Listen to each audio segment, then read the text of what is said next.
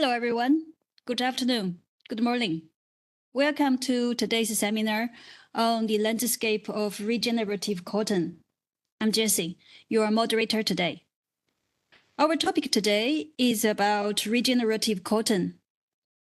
To talk about the connection between cotton growing practice and the fashion industry, we need to look at the climate goals and actions fashion industry committed. The climate goals require the fashion industry to dramatically slash half of its greenhouse emission by 2030 and reach net zero no later than 2050. If we look at the carbon emission analysis on the fashion industry activities, we will see that raw materials production accounts for about 30 to 40% of the industry's carbon emissions across the entire supply chain.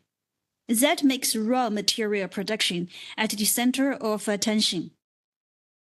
And cotton is one of the most popular materials in the clothing industry. Conventional cotton growing practice has its own issues to address, such as soil health, water conservation, chemical monitoring and managing, farming communities' welfare. So in this context, regenerative cotton has emerged as a promising practice to answer those challenges by increasing biodiversity, improving soil and water health, help to preserve farming communities' rights and social conditions. It's a very beneficial practice to help stakeholders meet due diligence and environmental requirements. But, as usual, there is always a but. How to incorporate regenerative cotton practice into the existing fashion supply chain is an interesting question. For instance, how to incorporate regenerative cotton practice into the existing certifying system.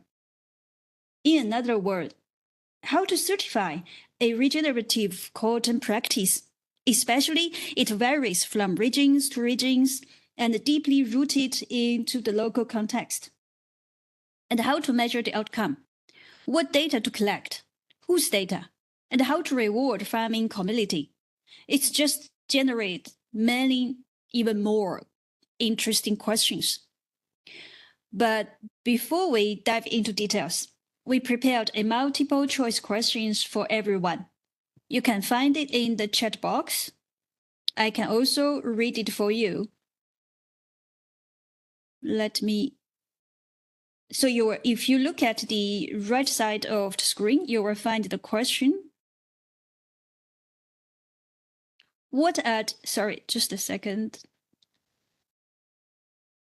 The question is, what are the challenges to incorporate regenerative cotton into the current fashion supply chain? A, hard to scale up the supply. B, need numerous investment to support farming community for transitioning. C, certifying cost is too high or too hard to follow. D, data selection, connection, and reporting is the challenge. I'm curious to know your answer. We will open polls in a minute. So today, in this seminar, we will have 3 panelists. One is from Pakistan, a garment manufacturer integrated cotton growing into its system. A specialist from India in regenerative agriculture solutions and cotton textile sustainability sector. A cotton sourcing expert advocating direct-to-grower solution. Now, let me invite everyone to the stage.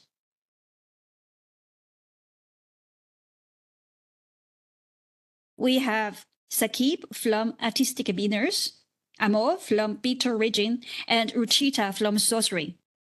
Sakib, welcome to the seminar. Would you like to introduce yourself first, and Amor and Ruchita go after?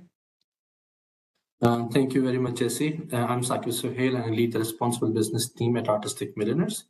And that covers the whole of ESG and the cotton projects that we do that I'll be introducing you to later in the conversation.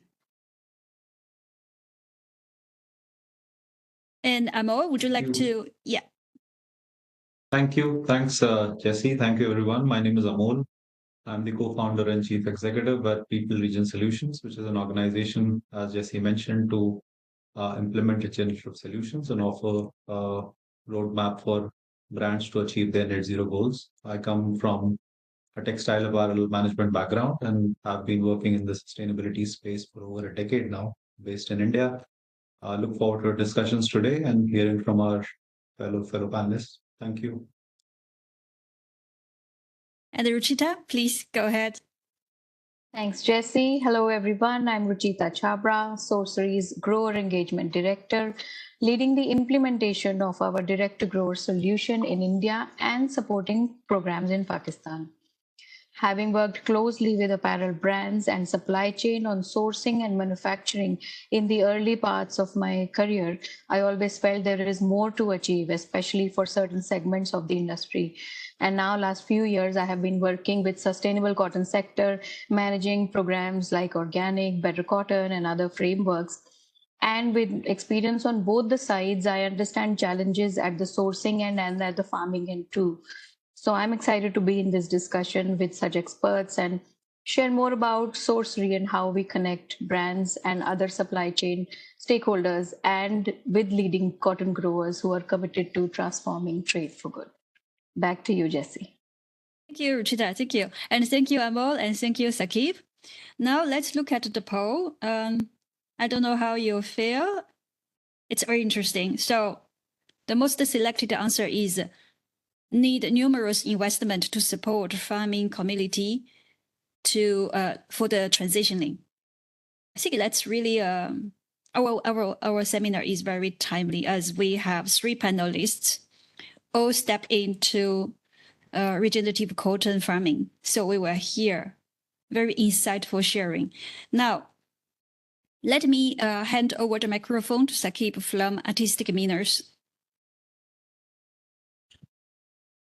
Thank you, Jesse. Let me just quickly share my screen. Right. So I hope everyone can see my screen. Artistic Millionaires is one of the leading denim producers in the region with a capacity of more than 133 million meters of fabric per year and producing almost 4.5 million garments per month. So with that huge capacity comes a lot of responsibility. And with that responsibility, what we have done is we have set up our sustainability goals for the coming decade or so. So in that, we are working on different areas, on different platforms. We have signed up with SBTIs. We have submitted our targets for SBTI as well. And based on that, we are trying to reduce our emissions by 42% for scope 1 and 2. And by 50% our scope 3 emissions by 2030. We also are committed to reduce 50% of use of fresh water by 2035 as well. And in a minute, I'll talk about the cotton projects, which also links very nicely with the climate action, along with commitment towards improving biodiversity and afforestation. So along with that, our single-use plastic policy is there, waste diversion and all. The reason I'm showing you this slide is because it links very well with the whole ideology that why we went into doing cotton projects. So for us, in Pakistan is one of the top producers of cotton for a long time. But recently, in the past decade or so, the amount of cultivatable land and the number of farmers has been reducing drastically. And the reason for that has been that the quality of cotton that the industry receiving has not, the support that the farmers needed was not up to the mark. So many of the farmers started to choose crops which were less risky, started to choose crops which were easier to do that. So with time, what we have seen is that industries' need for cleaner cotton, industries' need for creative initiatives started to diminish at the farm level. That's why in 2019 we started our own project, which we called Millionaire Cotton Initiative. And with this initiative, the main target was to help ensure that farmers at the farm level, the ginners at the gin level, are able to provide us cotton which has minimum amount of trash, minimum amount of, contamination available. And it started off as more like a CSR project, trying to improve the livelihood of the people in the community, because we thought it was our responsibility to go back to the supply chain upstream the same way we look forward downstream the supply chain for the retailers to help out the vendors. We also wanted to make sure that we are doing our job properly.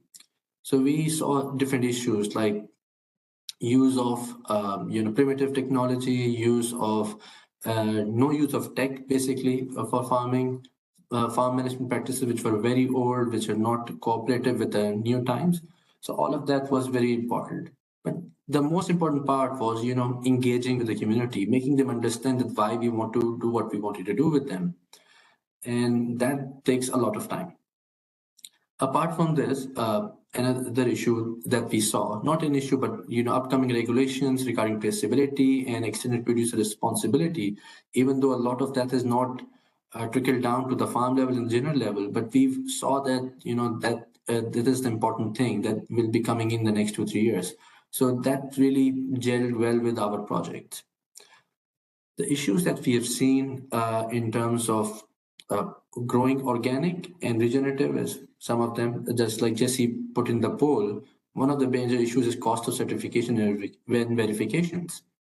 That has been like one of the biggest issues for the farmer as well, because I still feel that the farmers are unable to support regenerative and organic farming by themselves. So moving forward, just to give you a highlight of the projects that we are doing. One of them is on organic, Millennium Organic Project. We are working with around 1,800 farmers over 10,000 acres of land. And last season, we were glad that all our project was organic certified. We are able to produce around 2,600 metric tons of lint, which is still relatively small. And it goes very well with the poll question that Jesse put up. Is it scalable? Is the cost effective for the farmers? And I think it goes for both organic and regenerative projects, because the cost of certification, the cost of implementation is too high for the farmers to bear by themselves. And if you're talking about, you have to understand the context of the farmers as well. The region that we work in, farmers are small landowners. Hardly anyone owns more than 15 or 20 acres of land. And compared to the developed nations, where the small farmer is like 1,000 acres of land. So what we feel like that the way the system is set up, it is making sure that the small landowners will fail year by year. So that's why the involvement of private sector is very important. But we also have to think that how long the private sector can start to keep funding the farmers. So we have to come up with a sustainable model in which everyone wins, and we are able to scale it.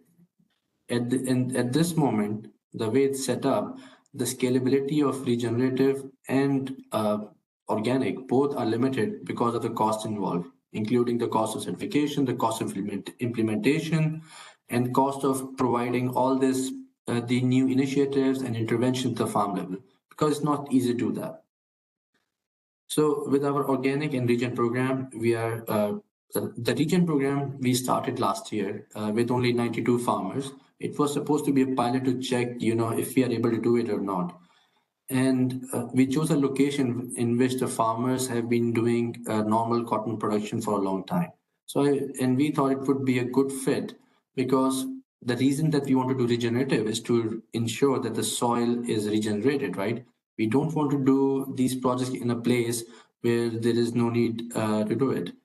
So we started with 92 farmers over 1,000 acres of land, and now we have expanded it by 6 times. So this year we are working with around 600 farmers on 6,000 acres of land. So the scalability is there, but again, it goes back to the point, how do you cater to the cost involved? If you take a look in the next slide, you will see some of the interventions that we did. We are working with WWF Pakistan as our IP in them. So some of the interventions that we did were composting, vermicompost, working with local institutes and research centers to develop biofertilizers and biopesticides, trying to work with preventive methodology rather than reactive methodology for taking care of pests. That was like one of the major issues that the farmers face in the area that we are doing the regenerative farming. There's a heavy pest infestation. But what we saw that with regenerative agriculture, with natural and organic ways and methods of controlling the pests, the farmers were able to achieve better yields and lower crop and lower cost for cultivating the crop. So, for example, after our survey in the last season, what we saw that the yield increased by 18% for the farmers. The land preparation cost for the farmers decreased by 13%. The pesticide cost reduced by 28%. The irrigation hours were reduced by 13%. The use of fuel, mostly diesel, as per tilling, because region focuses on moving towards zero tillage. So that's also reduced by more than 29%. And the use of fertilizer also reduced by 32%. So these are very good numbers. But the thing is, as I keep going back to this, is this sustainable and scalable over a long period of time and with a larger cohort of farmers? As I said, we were working with only 92, so the focus was there. But the cost of doing all of that was borne by us and not by the farmers. Of course, the farmers were happy to be included, and after seeing the success of some of the pilot farmers, you can see 500 more farmers have agreed to join us. But what I feel like that it's a two-way street. You cannot always keep on donating and thinking of these as charity projects. You have to think of it as a business project, and you have to think of how it's going to impact the farmer and the community.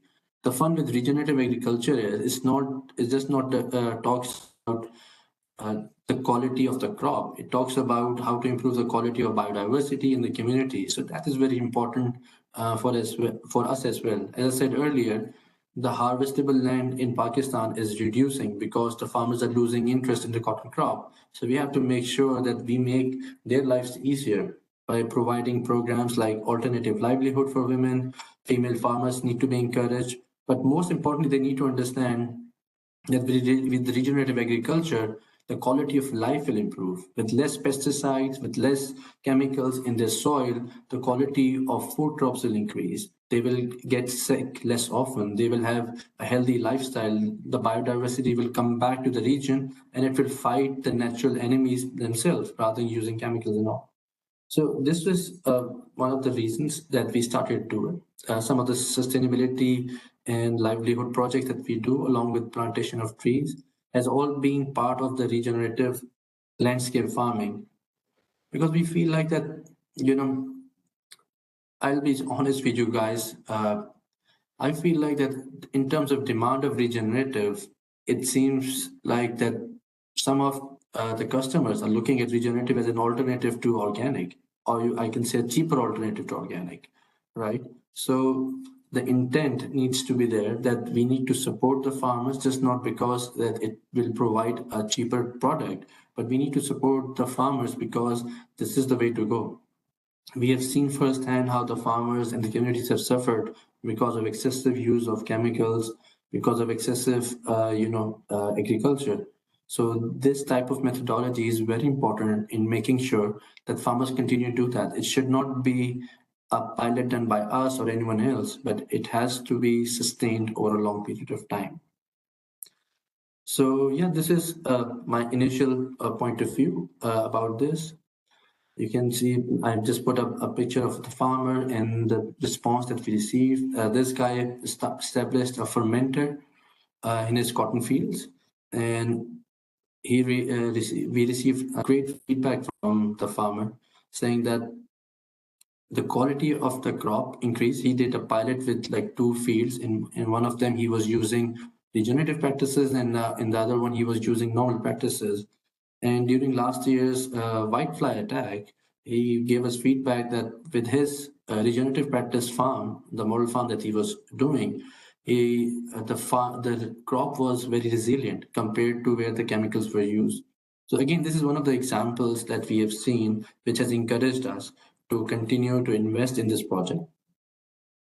And I think one of the major issues that I see, and I think let me just check how far I am away from with the time. So one of the major things that we have seen in terms of one of the things I told you already about the cost of certification and cost of implementation. But the important thing is collection of data.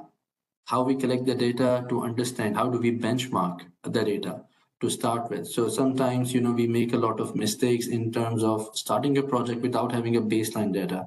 So that is important, that all the farmers who start working on regenerative or organic or any other sustainable farming practice, you need to create data.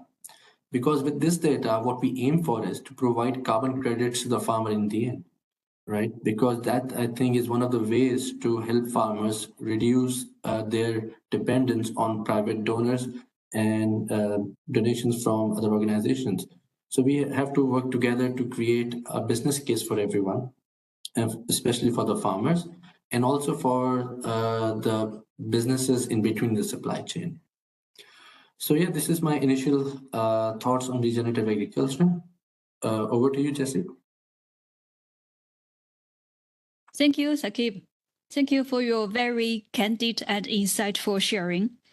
There are lots of details and very interesting. If I understand correctly, I think what really impressed me is it shows how much a manufacturer could do to drive positive changes and make impact on the local cotton growing in the local cotton growing community and also in its own climate action. It shows a manufacturer could do a lot and drive a lot of positive changes and make a lot of impact.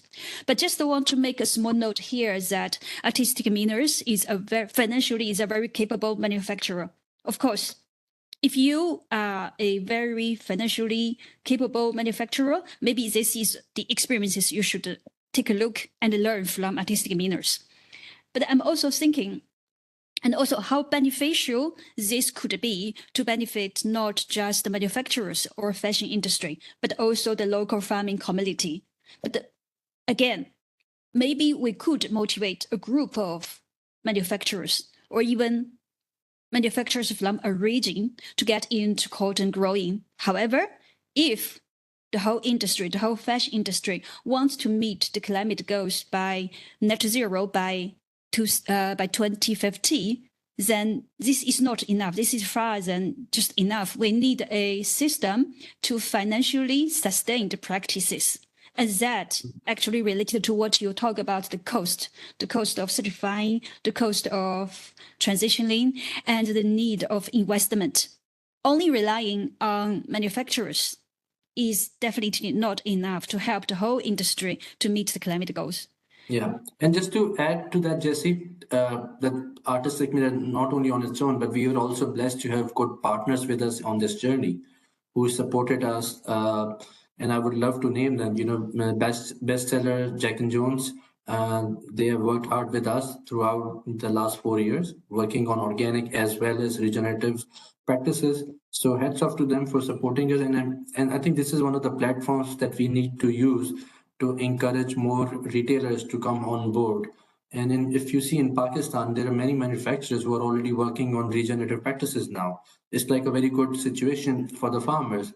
But my only concern is that it can be very short-lived if we do not see good demand coming in from the brand side and at a good cost, which can help cover the cost of certifications and implementation as well. Yes, that's exactly what you shared in your presentation, is that to scale up the supply to meet the demand of fashion industry, we definitely need investment from retailers, brands, and actually need investment from everywhere to make the system so that the practices can sustain by itself. And actually, I noticed two very interesting questions in your presentation. I think that's worth everyone to think about it even after. One is which cotton? That regenerative cotton is not a cheaper option for organic cotton or either option. So which cotton? Ultimately, when we think about which cotton, we are thinking about people and nature or the planet. What kind of nature we want to preserve to pass to the next generation, and whose rights we really need to defend and protect because they are on a weaker position. And also another interesting point I would like to point out for everyone to think about is yield. Yield, an unavoidable question, not just for fashion industry, because we have a great demand. Yield is also an unavoidable question for the farming community as they need income to sustain. So yield it's an interesting point. But thank you again, Sakib. Thank you. We will have another panel discussing probably in the Q&A session. Thank you, Sakib. Sure. And I do encourage everyone, if you have any questions for the panelists, please input in the chat box on the bottom right corner. So we will have 2 rounds of Q&A after. So now let me hand over the microphone to Amol from Bittor region, from India. Thank you, Jesse, and thank you, Sakib, for sharing your insights about the work which Artistic has been doing. Great to learn more about it. I'll quickly share my screen for a little presentation, and then we can just bear with me for a moment.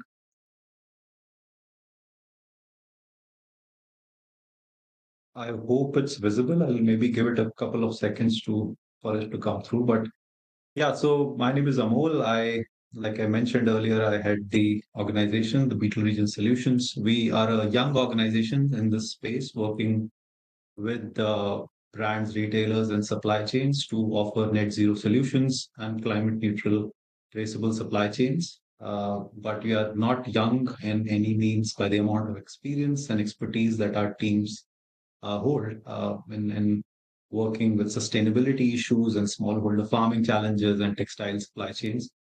Uh, I'll briefly mention about our goals. The organization has been established to support brands, retailers, and corporates on giving them a roadmap to achieve net zero goals. Some of them have targets in 2030, some of them go as far as 2050.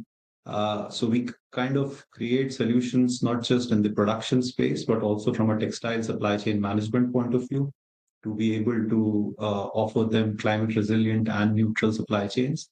And from a regenerative lens, which we will talk about in detail in the next few minutes, our single biggest goal is to work with smallholder farmers to improve their organic carbon levels, the soil organic carbon levels, which has been depleting for a very long time.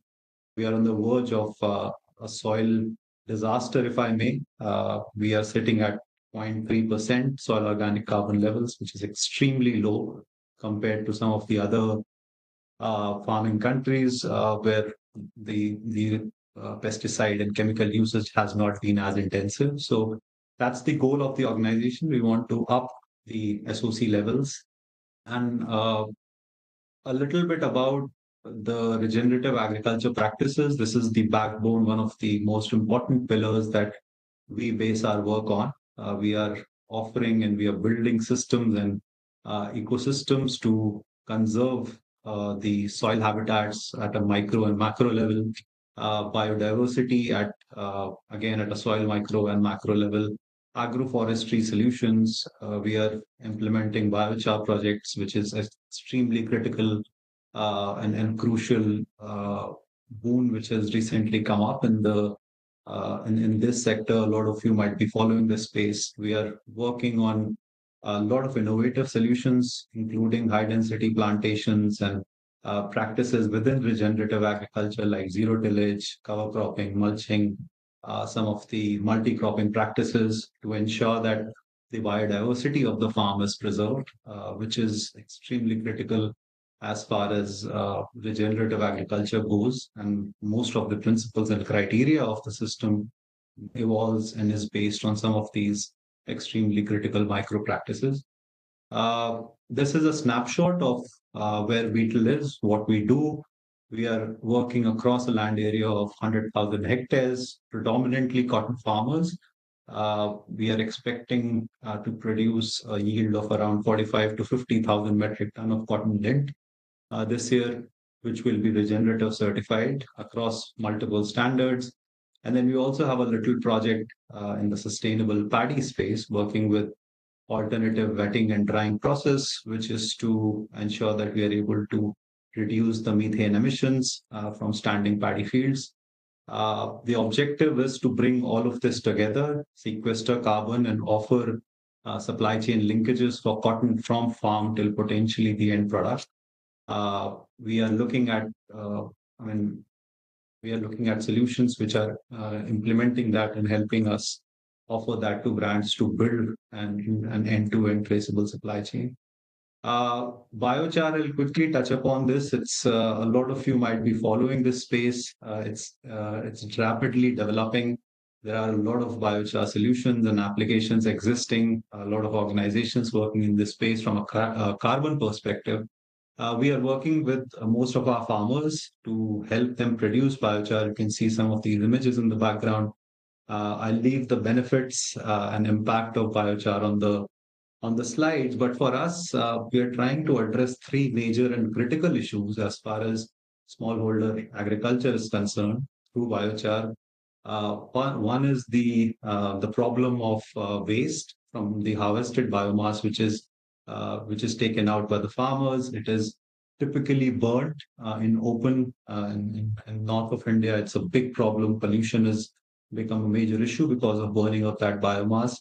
So we help address that problem by burning that biomass in controlled oxygen conditions, and it produces a type of charcoal, which is biochar, which is extremely rich in carbon and which helps sequester carbon back into the soil. The second most important perspective of all of this is to ensure that every year this application of biochar is locking carbon, sequestering it into the soil. We are able to see, I mean, roughly we are associated with the initiative called 4 per 1,000 hectare, which will be improving, which is aiming to improve the carbon levels of the soil by 0.04% per year. So that's the kind of associate levels we aim to improve by using biochar.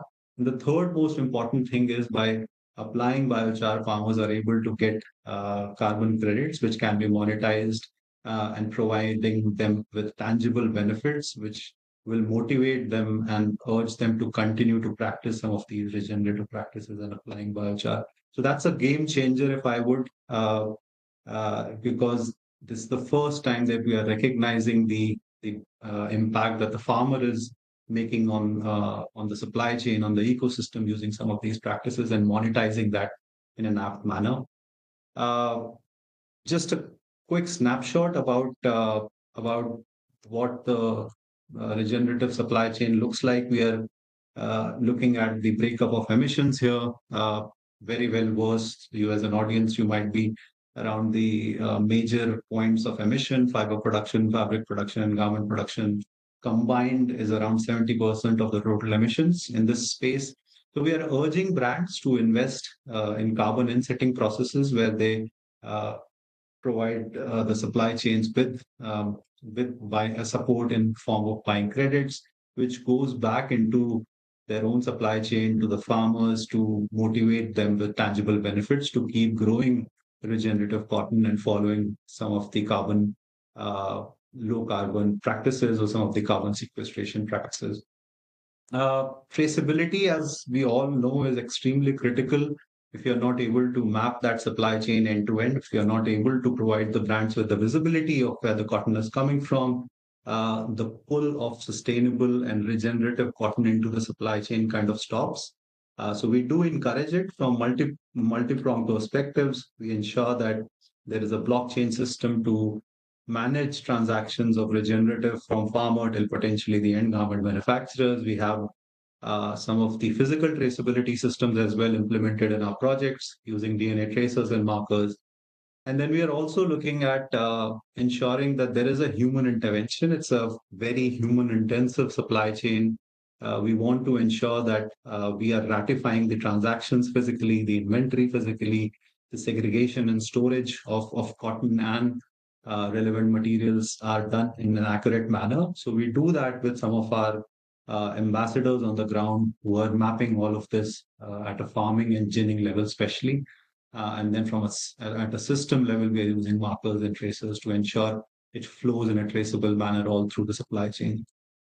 Some of the challenges of farming communities, again, I would not delve into each and every one of these, maybe take some of them during our questions, but the biggest challenge we see is the challenge in the lack of farmers to have long-term visions and visibility. We help them provide with that visibility. We need to present them with solid business cases for understanding the benefits of regenerative and on their soils, on the environment, from an economic perspective. So that's something which is missing. The mindset is still very traditional. They continue to do what they are doing, even though a lot of them have evolved a lot in the last few years. They understand some of this in a very, very good manner, keeping up with global challenges and issues, but still helping them gain visibility and access to some global challenges around sustainability, around markets, around traceability is extremely critical. And that's where we kind of play a role as an organization in helping provide some of that to be able to mitigate and navigate through some of those challenges and issues. Data and access to good resources is a big challenge, again, which needs to be solved as a sector. We are trying to do some of that, but we obviously need a lot more partners and support from the supply chain brands and retailers to be able to do that. From a data perspective, this was one of the things that we wanted to cover. Again, maybe we can dive a little deep into it as we have more discussions, but it's very, very intensive. Sakib kind of touched upon some of the issues around certifications and monitoring and validations. So it is a challenge for smallholder farmers to navigate through all of this. We do need a lot of data to verify and authenticate what's happening on the ground. So we want to have as simple a system as possible. We are using a lot of technology in the form of AI, remote sensing, precision agri instruments to ensure that we are able to capture as much of it as possible remotely. But even then, we'll have to do a lot of it through manual methods and using some of the app-based tools that we currently do. Soil organic carbon, like I said, is extremely critical to us. So we are measuring and mapping that using technology, satellites, etc., and AI. And we're also doing soil testing on the grounds to keep measuring the progress as far as SOC levels of the soils are concerned. Farming perspectives, we've touched upon this a little bit. Farmers are increasingly becoming aware about global production challenges and issues.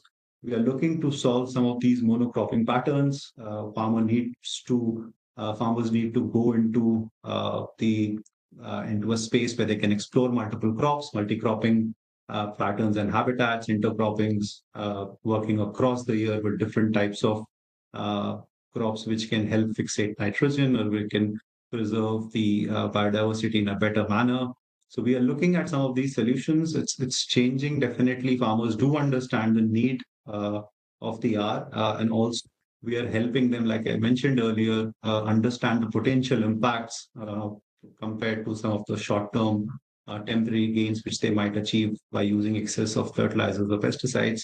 So from an environmental and social and economic perspective, the business case has to be extremely clear and transparent to them. And that's what we are trying to set up. That's it, I guess, as far as the presentation goes. But yeah, look forward to questions and taking these discussions forward. Thank you. Over to you, Jessie. Thank you, Amol. Thank you. It's a very insightful and rich presentation. It opens my eyes. And the interesting thing I think here is regenerative cotton, of course, is very important to the fashion industry. But if we zoom out a little bit, we will see it's just a part of regenerative agriculture.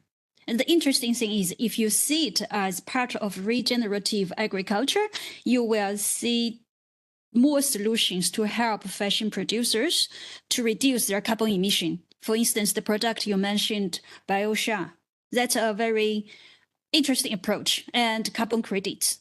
So it's more help people to not just see cotton as a product, but see regenerative cotton as a practice. And see regenerative cotton is a practice belongs to a bigger system, regenerative agriculture. And that's very interesting. Another thing I noticed you mentioned is the Beetle Region did lots of work to bridge over the data gaps between farmers and the fashion producers. I think that's very much needed. And as we can see, no matter we want to... Okay, sorry, I will do it again. So basically, we're talking about two questions, very practical. One is how we measure the outcome of a regenerative cotton. And two is how we verify that data. So no matter which one, we need a lot of data, but there are just too much data to collect. If we want farmers, yes, you want to add something here? Yeah, no, absolutely. And I mean, the sector and everybody, we need a lot of data, like I said, to authenticate stuff. And that's why we need to collect as much as possible, but still keeping it simple, if that's the approach which makes sense. But we are using a lot of technology because that kind of frees hands, lets them focus on what they're doing best, which is farming, regenerative farming in this case, and lets the technology do what it does best by reducing as much human intervention as possible, collecting soil data. Some of the we use some very precise AI instruments. Spectrography is one of the techniques by which we assess soil organic carbon levels. So there is a lot of technology which is out there and available from a satellite remote sensing perspective, which focuses on some very critical parameters of regenerative agriculture. You can collect data on a million things. Do we actually need it is the question. And what would you do with it? I keep telling my teams, what would you do with this data at the end of the day? Is this going to help you in any manner for the next year? Is this going to help our farming communities in any manner in the next year? So if you're not making enough use of that data and helping and feeding back solutions which can improve the supply chain or the farming systems, then I don't think we need that data. We need to get rid of anything which is not required, which is just sitting in our data banks and populating Excel sheets. So yeah, use of technology and doing away with redundant data, I think it's the way to go about. Thank you, Amol. That's really interesting. That pointed to a fundamental question that who has the right to define which data is critical, which data is not critical. So that means when we create a project, we really need to include farming communities' voices and fashion producers' voices as they are on the field. They know which data is critical. So that will lead me to hand over the microphone to Ruchita from Sorcery. Thank you, Jesse. And after these great presentations from Saqib and Amol, I hope I'm able to do justice, but I want to continue the dialogue. So let me bring up my screen, 1 second.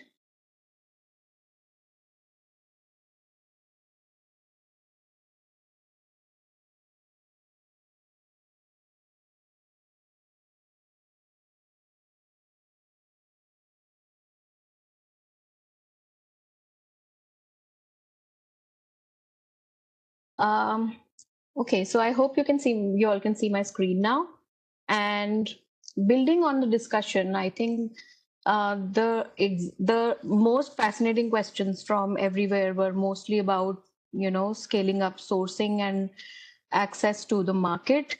And while every project brings their own set of challenges, these remain the biggest questions today about, like I said, access to market and rewarding farmers, and having all stakeholders feeling included, their voices heard during program defining and goals defining.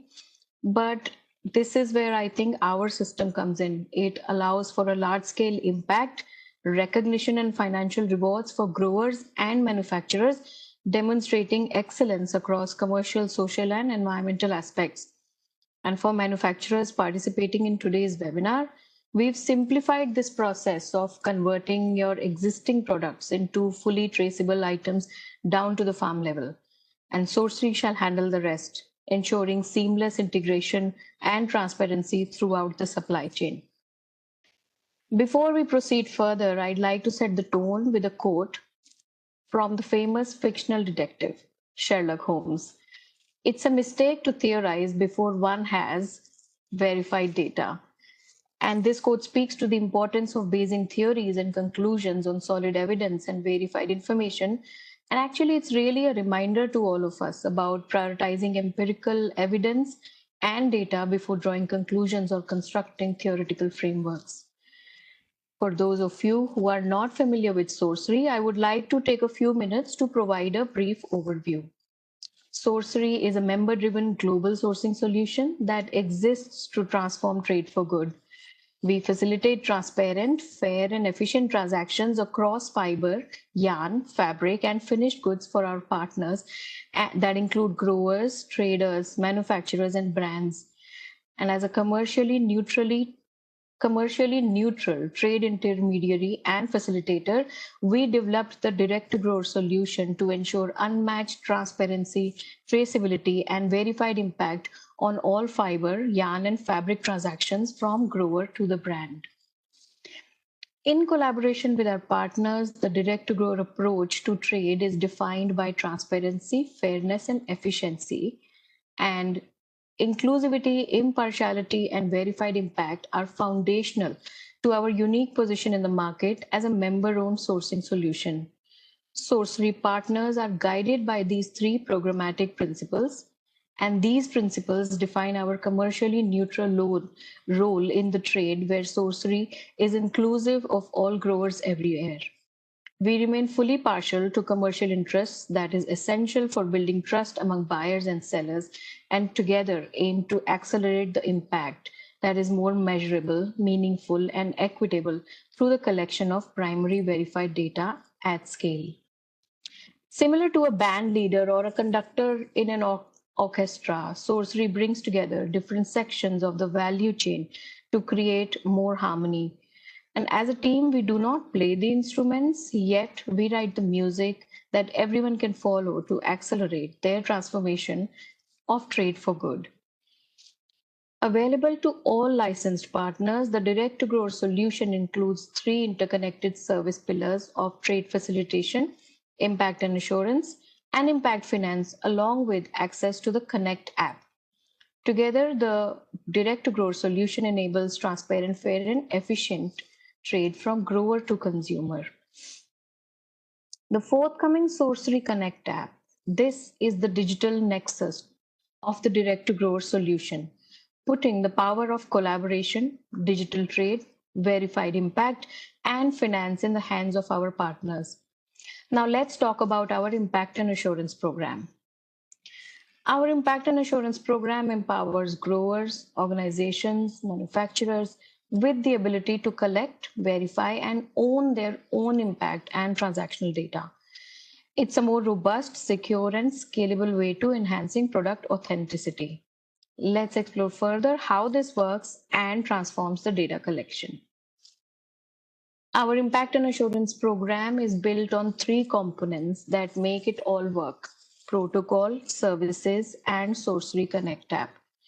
We have developed protocols that are region specific and open source guidelines, ensuring consistent, accurate, and reliable primary data collection across all stakeholders, regardless of the location.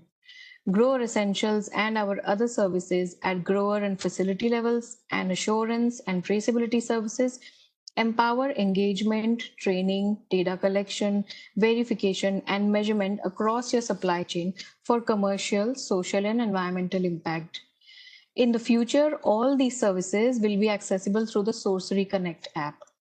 This app acts as the digital node of the program, offering a secure platform for engagement, collaboration, and verified primary data directly from growers. These components work together to create a robust, equitable data collection system and drive a large-scale impact. Taking feedback from our partners and other prospective stakeholders, Sourcery has reconstructed its protocol from what was shared in the earlier webinars to include third-party impact partners who can now create their own protocol in blue chip and white label the Connect app. The protocol ensures consistent global data collection, featuring open source question libraries tailored to local agriculture and environmental conditions. It offers organizational flexibility with drag and drop customization to meet specific standards and solutions. Additional benefits include compatibility with various other frameworks, reducing duplication and sector fatigue, while providing real-time transparency through streamlined data collection and templates for all stakeholders. Grower Essentials. One of the sector's major challenges that we are facing today is tracing raw material back to their original source, the authentic growers. because much of today's existing grower data in India and other parts of the world seem inaccurate. Also, some of the initial learnings from our ongoing impact and assurance program on the ground showed us that the existing methods like GPS coordinates often contain inaccurate farm location data and making it impossible to reliably track the material. This is where Grower Essentials comes into picture. The first step here is to identify and authenticate where those growers are, or as we like to say, know your grower. This helps us to set the context for deeper insights into social and environmental impact. Grower Essentials is mandatory for all our growers that are enrolled in Sorcery's Direct to Grower program, and it helps us to identify and authenticate growers, their fields, household demographics, essential farming practices, and farm gate to first processor chain of custody. And for those partners who are looking for deeper insights into social and environmental impact, our program offers optional modules beyond Grower Essentials that allow for a deeper comprehensive assessment. And these include labor and livelihoods, LL1 to 3, crop and environment, CE1 to 4, and land and climate modules, LC1 to 3, offering insights into labor, social, and livelihoods, plus the farm level data that can inform and map the environmental outcomes for individual and group growers. Our impact and insurance programs go beyond verifying just grower level data. They include facility services for social and environmental reporting, product services for fiber and product quality testing, and traceability and assurance services for chain of custody verification and sample testing for quality and integrity. These empower grower partners, impact partners, and assurance partners to engage, train, and verify data using the Connect app. And this harmonized approach improves trust, data accuracy, and transparency across the commercial, social, and environmental aspects of the supply chain. Sorcery has developed the Sorcery Connect app over the last 3 years and is set for release at the end of September, just before the upcoming cotton harvest season. Soon available on Android and iOS for free, it simplifies data collection and communication across the supply chain, from growers and field staff to verifiers, aggregators, ginners, manufacturers, and brands. Designed with inputs from industry experts to address practical issues, it puts data control in the hand of growers and manufacturers, featuring on-site verification, real-time communication, drag and drop survey creation, digital record keeping, and direct digital payments. This promotes trade efficiency and financial inclusion, offering free use to growers worldwide.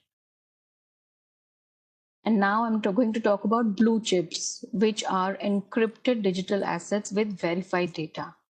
Initially collected as pre-credentials via this Connect app, this unverified data is stored encrypted until third-party verification turns it into a blue chip credential. And once verified by assurance partner, these credentials can be licensed and sold on the Sorcery Blue Chip exchange after transactions on fiber, yarn, and fabric. Sorcery partners use blue chips to authenticate social, environmental impacts, and chain of custody, boosting confidence in their claims to consumers. These credentials can be sold to traders, manufacturers, brands, and non-commercial entities, generating royalty revenue for protocol and data owners, which I'm also going to show you in the next slides. Now, growers and manufacturers can create Sorcery Blue Chip credentials across various solutions. Like in the previous slide, we saw a blue chip created for farm level data under Grower Essentials. And in addition to that, all of the transactional documents through trade can be recorded under the traceability blue chip, like this one that you see on your screen now, giving manufacturers 100% visibility down to the farm level through the fiber, yarn, and fabric purchases. Sorry.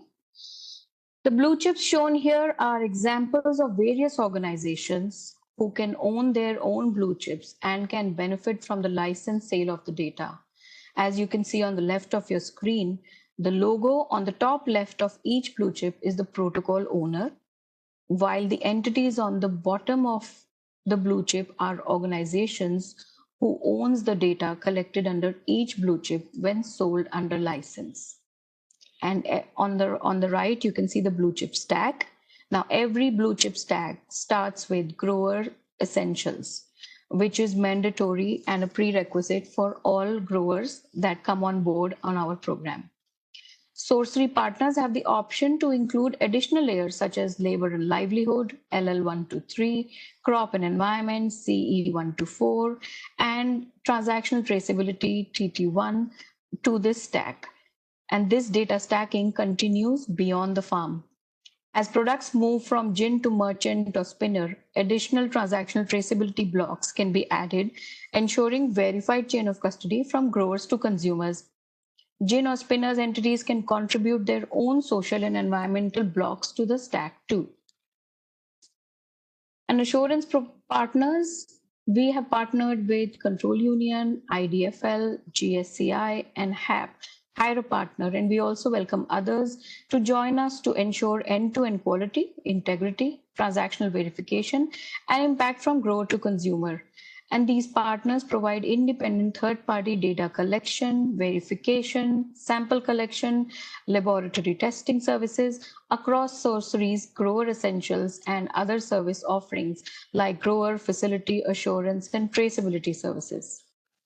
And these partners conduct rigorous data assessment, physical sampling, and testing to guarantee the accuracy and reliability of each blue chip.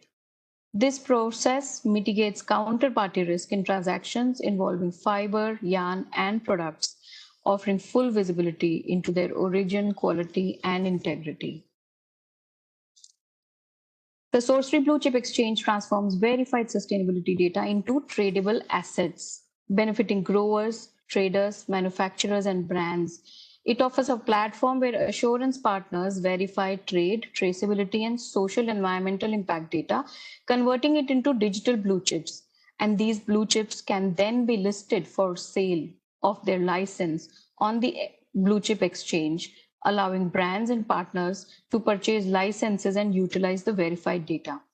Benefits include monetizing data, showcasing sustainability impacts, ensuring transparency in the supply chain, and meeting compliance requirements like digital product passport and HRDD regulations. And our goal is to make the Blue Chip Exchange accessible to all Sorcery partners, empowering them to benefit financially and build trust through data-driven sustainability.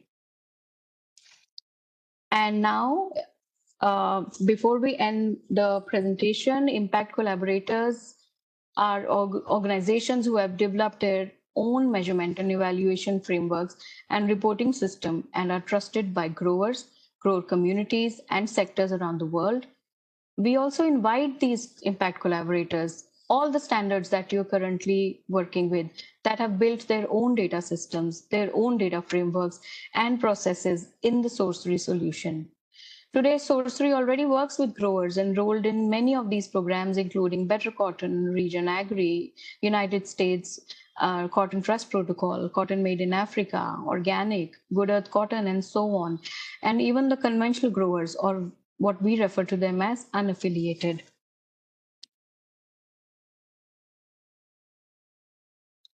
I'm just trying to move to the last slide. I think they don't want me to end my presentation, but here we are. I hope you have learned about how Sorcery simplifies buying traceable products and rewards you and everyone in the supply chain, especially the growers.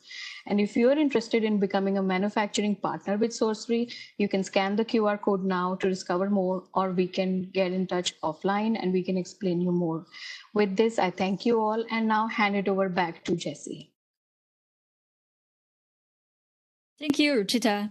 Thank you for the very rich sharing, very rich presentation. I think I would be happy to help everyone to understand the role of Sorcery. Clarify me or correct me. So from what I understand, let's say if Sakib trying to give us an overview on the industrial level, that how the collaboration manufacturer has with farmers could drive positive changes and impact. And Amol gave us an overview on the regenerative agriculture system, how benefit could be, and how data is important for both sides, for the fashion industry and also for the farmers. And I think Sorcery is trying to provide infrastructure. Sorcery is like a construction company is saying we have infrastructure here. If we need to create a data flow from farmers to the brands, then Sorcery could have this infrastructure built it and help everyone. Is that correct? Absolutely. We want to give a unified system. We want to be an unbiased facilitator, bringing all stakeholders on board and help them transform. I mean, we also believe that this is the way to scaling up. Transforming the trade and trade practices is the way to scaling up. Yeah. Thank you. So now we are going to have a feedback reminder. So we are going to have a 2 minutes break that we greatly value your feedback on today's seminar. So please kindly take a moment to provide your valuable reviews. You will find the link in the chat box. We will come back in 2 minutes, and then after we will have a Q&A session and a short panel discussing. Okay, thank you. Thank you everyone for putting the reviews. I've seen some questions in the chat box. So let me invite all our panelists to the stage. I saw one question related to smallholders to be included into the, I think first question is for you, Sakib. It's about, has your program been able to work with smallholders to include them in your regenerative program? Yes, Jesse. If you can see the numbers, right? Last year we had 92 farmers and only 1,000 acres. So roughly on an average, not more than 10 acres per farmer. And this time you will see with the expansion, 6,000 acres and not more than 600 farmers. So the average is around 10 acres. So some farmers have 15 or 20, but there are some farmers who have 5 or 6 acres as well. I think I forgot to mention in there that we also work with female farmers. So some of these female farmers have land holding of 1 acres or less.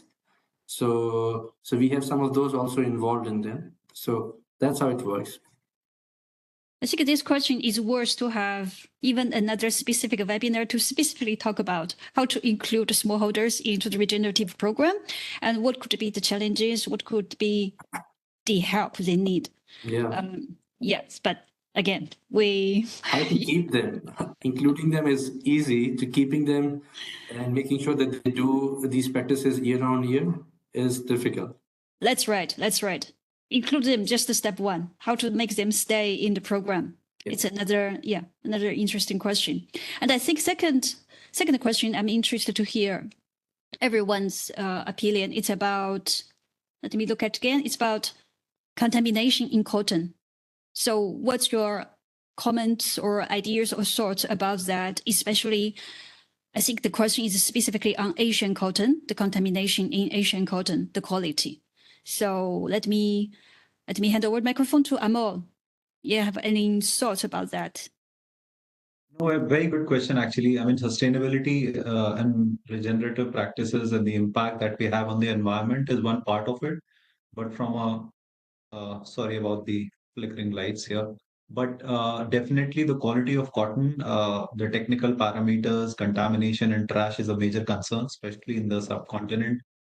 We have taken a lot of steps from a trash perspective to ensure that it stays well within the 3% limit. We are training the smallholder farmers on picking cotton in the best manner possible because most of this is hand-picked cotton.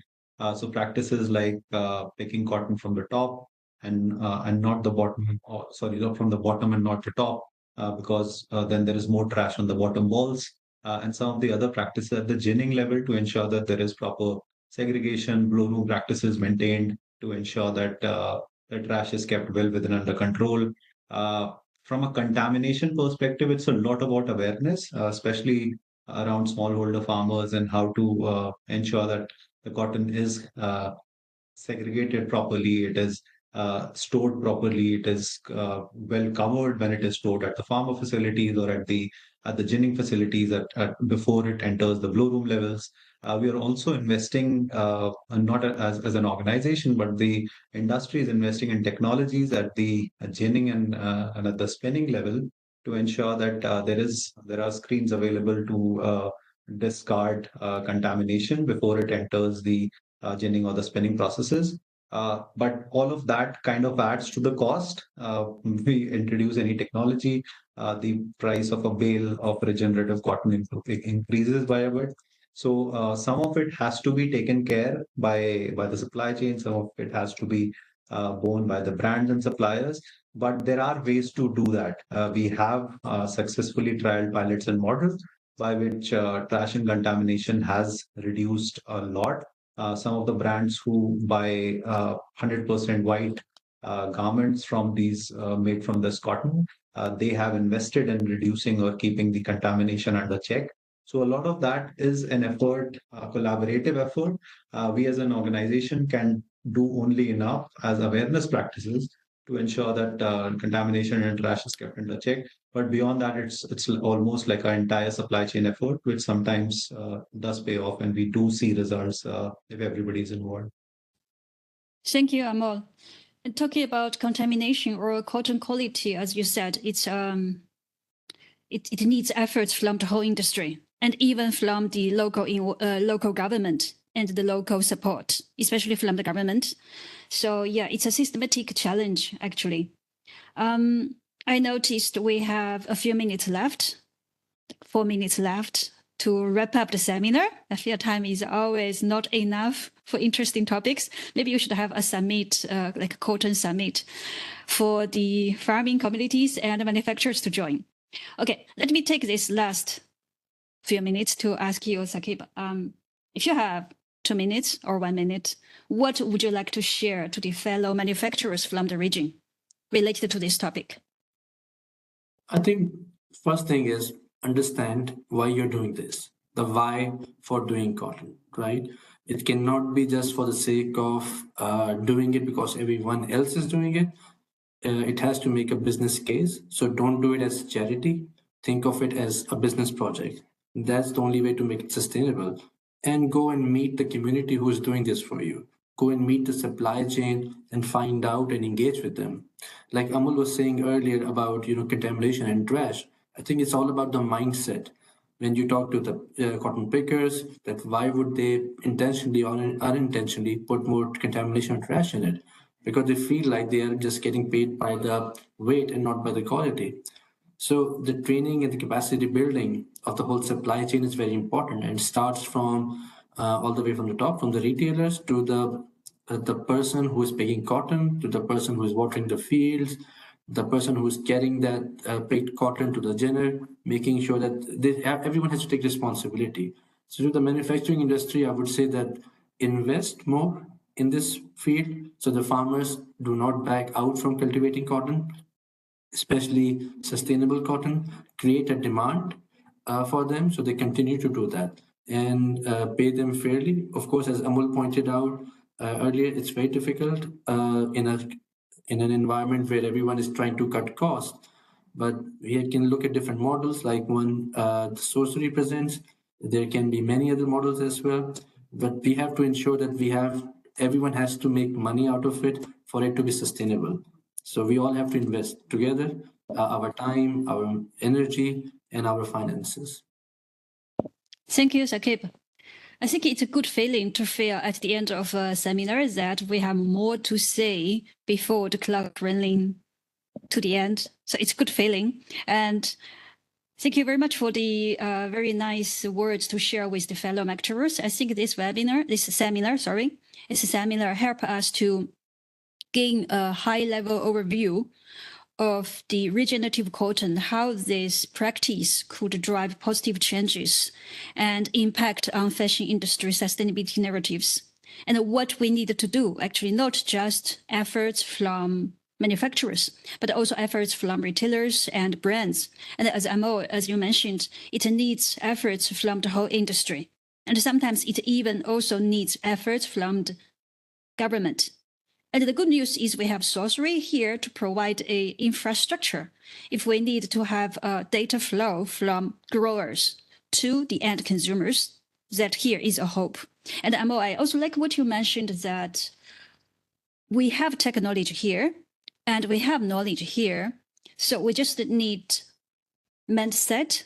Sakib, you mentioned we need a good mindset, correct one, and we need investment. And we need to amplify the technology power to help farmers to reduce the data working, which is going to fall on their shoulders. But what they are good at is actually farming. So I think we have yeah. See, I just wanted to add, while we are talking about how the system needs investment and how farmer retention is such a big question, these are the reasons, these were the issues and challenges we had addressed while developing our program. Why we want to monetize data, why we want to showcase verified sustainability claims, because that will, increase transparency, meet compliance, all those things, of course, but incentive is the biggest motivator, and this is what through our system we are offering incentive to all supply chain partners, plus farmers being recognized and rewarded financially too. That's a very good closing up, I think. Not better than that. I don't have better words than that. So a big thank you to Sakib, Amo, and Ruchita to share your perspectives and knowledge on the topic.